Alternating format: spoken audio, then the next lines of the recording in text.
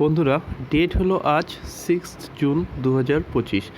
দেখতে পাচ্ছ নিফটি 50 আজ 25,000-এর যে সাইকোলজিক্যাল লেভেল তার জাস্ট ওপরে ক্লোজিং দিয়েছে এবং আজ খুব সুন্দর 1.02%-এর একটা র্যালি এসেছে।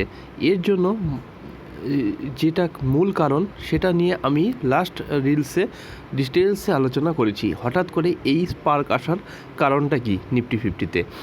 তো এবার দেখে নিচ্ছি নেক্সট উইক অর্থাৎ সোমবারে কি করবে মার্কেট।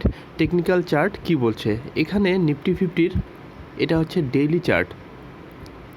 এখানে যদি দেখো আজ নিফটি 50 20 ডেজ ইএমএ থেকে সাপোর্ট নিয়ে একটা হিউজ আপসাইড র্যালি করে এবং 25,000-এর যে পিএসওয়াই লেভেল তার ওপরে গিয়ে ক্লোজিং দিয়েছে।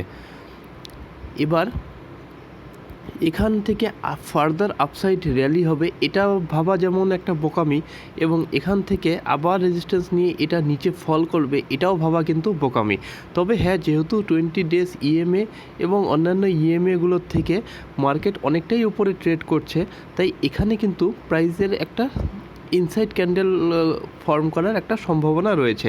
অর্থাৎ নেক্সট সোমবার এই জায়গাটায় প্রাইস 25,000 লেভেল থেকেই 24,000, এখানে এটা সম্ভবত 24,900 এই লেভেলের মাঝামাঝি 100 পয়েন্ট বা 24,800 এই পর্যন্ত এখানে একটা ইনসাইড ক্যান্ডেল ফর্ম করতে পারে।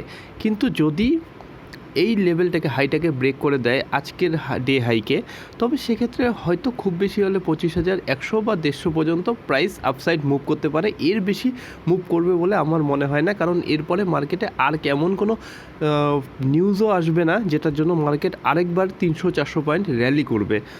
তো এখানে যেটা হতে পারে যে মার্কেট বা নিফটি এখানে 2-3 দিন সাস্টেন করবে, তারপরে ফার্দার এই র্যালিটা কন্টিনিউ করতে পারে এবং লং টার্মে এটা 25,500 পর্যন্ত একটা র্যালি দেখাতে পারে।